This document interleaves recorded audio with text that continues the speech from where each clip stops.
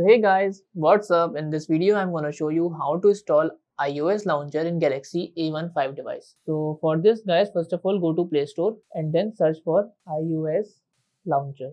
So this is a launcher, by the way, launcher iOS. So just install this launcher. Now after installing, just open the app. After that guys, just click to set default launcher and then click to launcher OS 18 and then click to set as default. So as you see, the launcher is now changed to launcher iOS 18 now. It seems like a iPhone, by the way.